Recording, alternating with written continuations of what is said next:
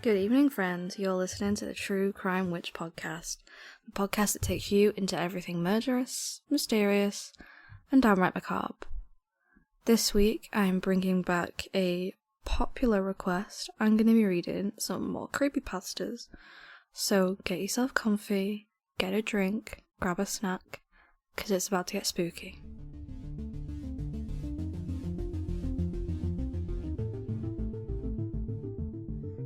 The first story is titled Dark Web Treasure Hunt. For my birthday, I decided to treat myself to a dark web mystery box gift. It was a service I'd used several times before, and they'd never disappointed, sending heaps of useless but funny things to my doorstep. Happy birthday, Trevor, a note on the box read. I picked up the package placed on my doorstep and noticed it had a letter attached to it. There comes a time in everyone's life where their skills and knowledge has to be tested. With that in mind, I shall set you out on a treasure hunt. Please follow the instructions within the box and, for safety reasons, burn every letter once it has been read or solved. To my surprise, the note was signed by Pete, my best friend since childhood. It was a neat surprise, but I was confused as to how exactly he'd gotten involved with the anonymous service. Whether he was just an active user there himself, who'd recognised me, or if he'd been contacted by the website. I didn't know. Nevertheless, it seemed like a cool gift. My first clue would simply be a piece of paper with two incoherent words written on it. Van Mace. Could it be a name, or maybe a location? I sat down with it and contemplated the words in front of me. After just a minute, I realised it was an anagram. The letters had to be rearranged to form a new meaning. Man cave was the hidden message. It was a reference to Pete's basement, a place we'd frequently spent our Saturday nights playing video games and drinking whiskey. I burned the letter in accordance with the instructions and quickly made my way to the man cave. There, I used my spare key to unlock the door, half expecting a surprise party. Instead, all I found was another clue. An ace of spades and a picture. Both were pinned to a board with an unfamiliar knife. I removed the knife and checked out the clues. The picture itself was of a place we frequently went with friends to smoke and relax. A beautiful field which no one knew about. It was just a short hike outside the city. I made my way there in about an hour or so. Our usual place was hidden in the shade beneath some trees. Once there, I noticed a shovel sticking out of the ground. On top lay some fresh dirt. Spade! Ace of spades. Very creative, I chuckled to myself. Without hesitation, I picked it up and started digging through the ground. After less than a minute, I hit something solid, expecting another clue. I bent down and brushed away the dirt. As I put my hand on the cold surface, I immediately retracted it in shock. It was Pete, buried under the dirt, dead from multiple stab wounds to his chest. In shock, I called the police, devastated by the loss of my best friend. While I waited, I sat down and tried to figure out what the hell had happened. That's when I realised that I had burned every note and that my fingerprints were all over the crime scene. From the strange knife in the basement to the key and the shovel itself used to bury him. I'd been set up.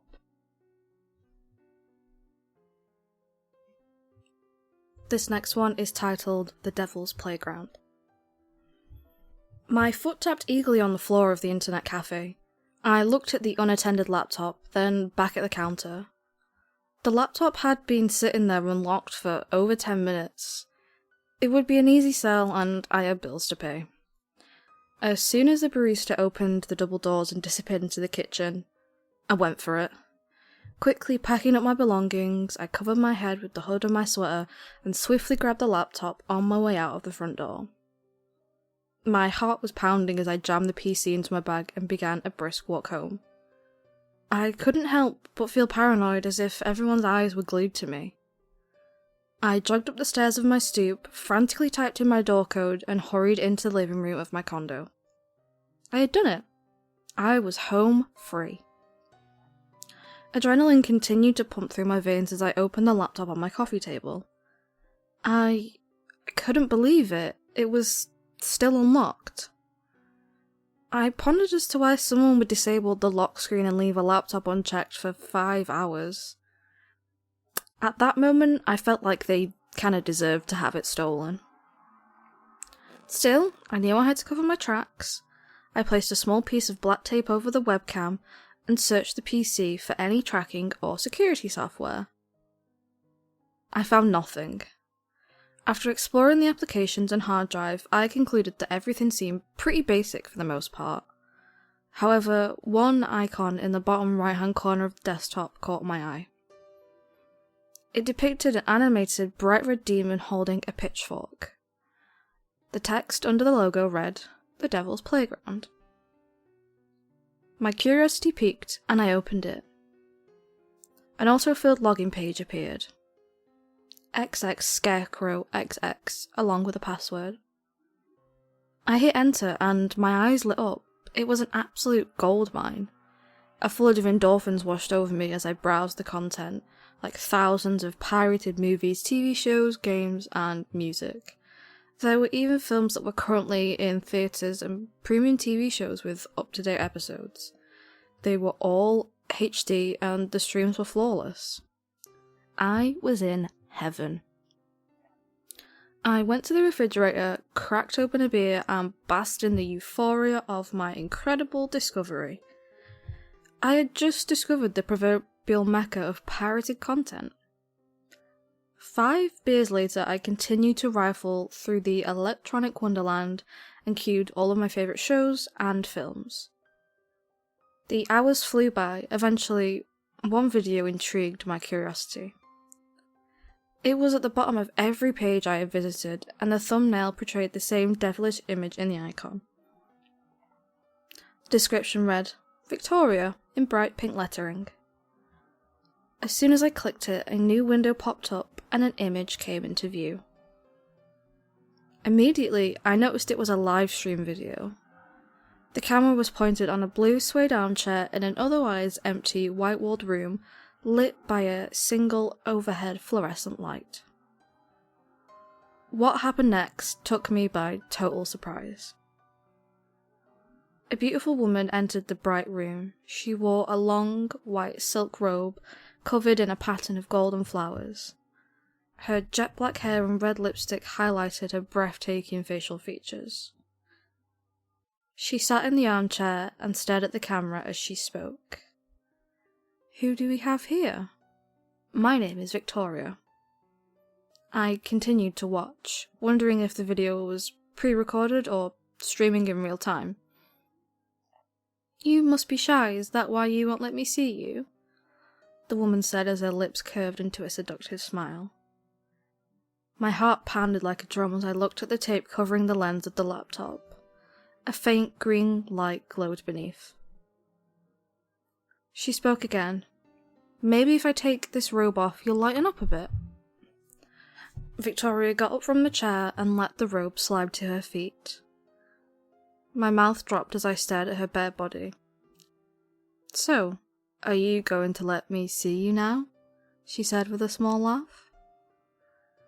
The alcohol in my blood was doing a great job of limiting my inhibitions. I took a deep breath and tore off the tape. Victoria smiled as she leaned in close to the camera. "Well, aren't you cute?" she cooed. "Thanks," I said with way too much enthusiasm. I put my hands up and proceeded to bury my face in embarrassment. She laughed. "You're beautiful," I said, full of liquid confidence. It was all I could think to say at that moment. Victoria laughed with delight. Well, thank you, Mr. Carter, I said. Carter?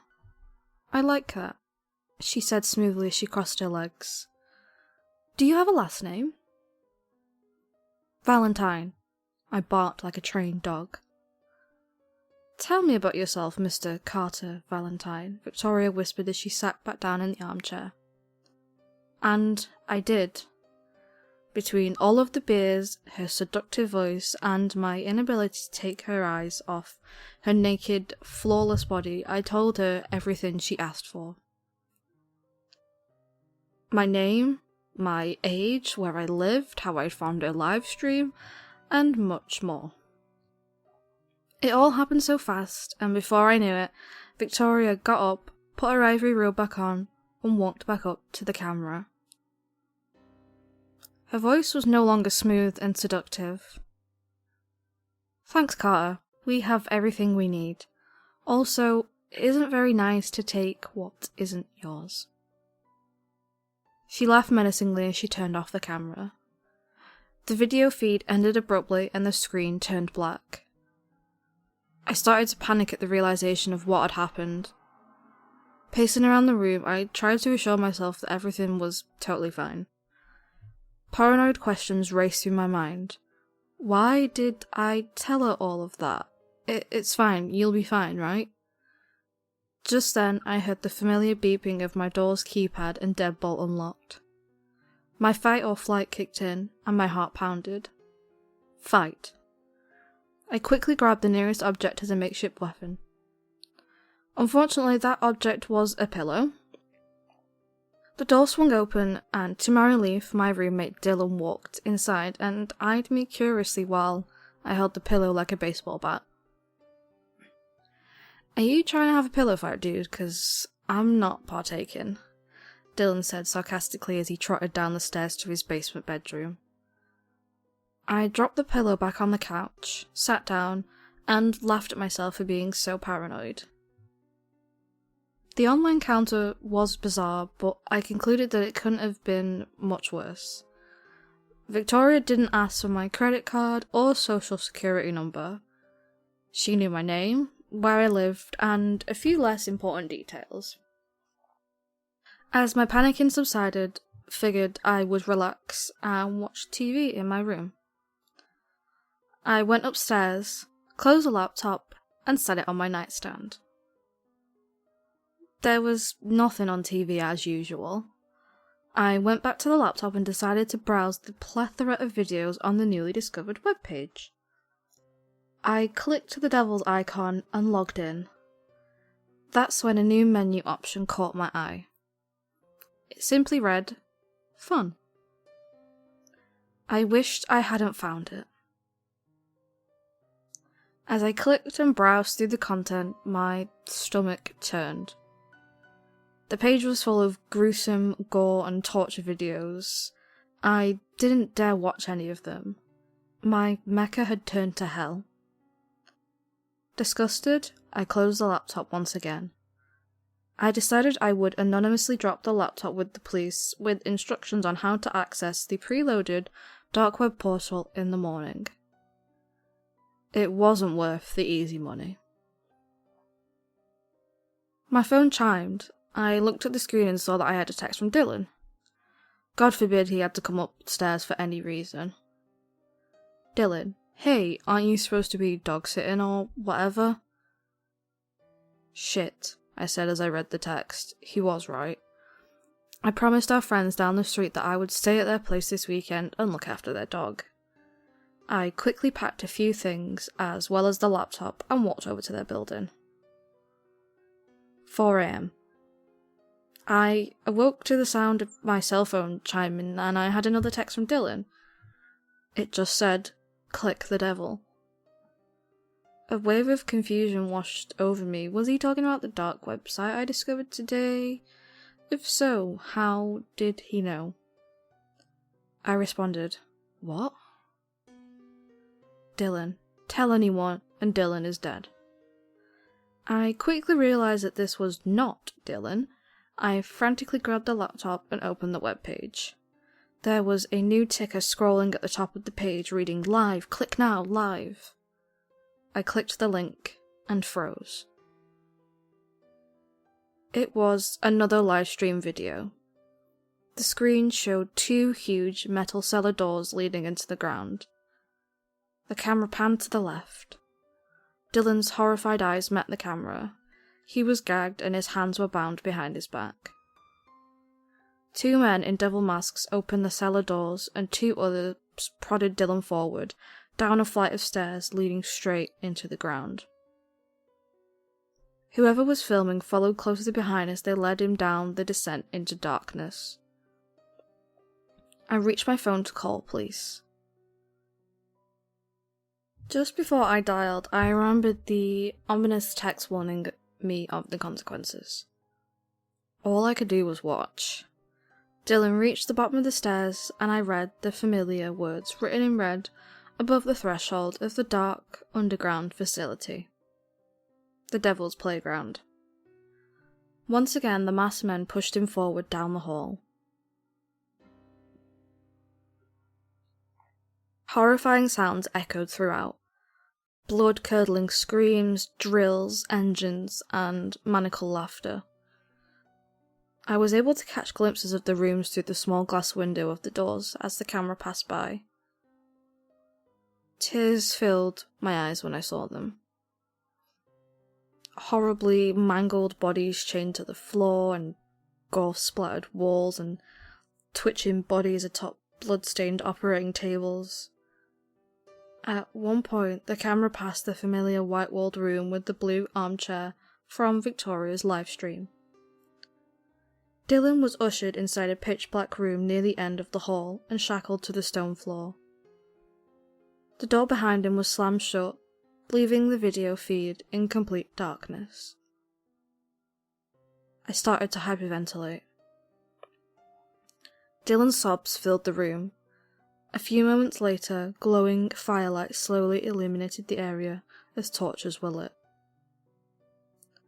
I studied the room in horror. A dozen figures in black robes stood still surrounding a wooden altar. Behind a black pulpit near the back of the altar was a familiar face. Victoria. In the centre of the room was a massive stone box. It appeared to be an ancient one and was covered in unfamiliar markings.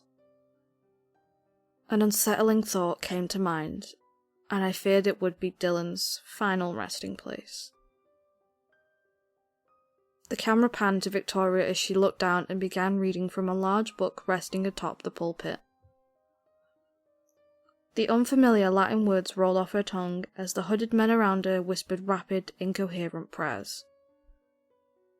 The camera pointed back to the centre of the room, and I stared in disbelief. A hand appeared from within the sarcophagus. Its rotting black skin hung loosely from its bones. The creature slowly pulled itself out and stood on the stone floor to face Dylan. An inhuman screech escaped its mouth. Victoria's satanic preaching bounced from every wall. I refused to believe what I was seeing, yet I couldn't look away. I was petrified with horror and disbelief. I can only describe the creature as an eyeless, decomposing corpse awkwardly stumbling from its tomb. At that moment, I knew why Dylan was there. He was an offering, a sacrifice to this thing, this demon. This was the Devil's Playground. The bipedal creature stood up, walked towards Dylan, and crouched down.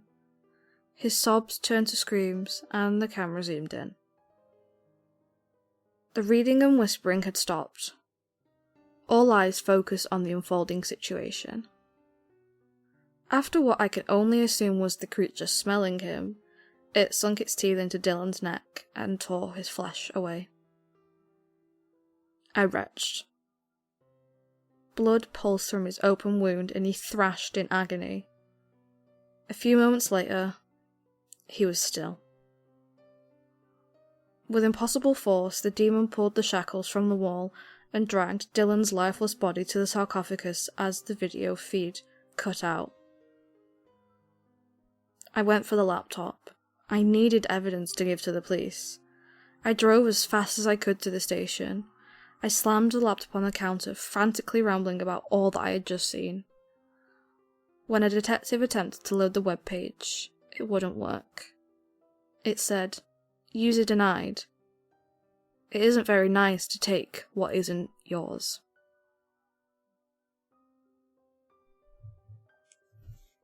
Those were 2 creepy pasta stories. I will leave the stories linked below. I didn't write them, so I'll leave credit to the authors linked below.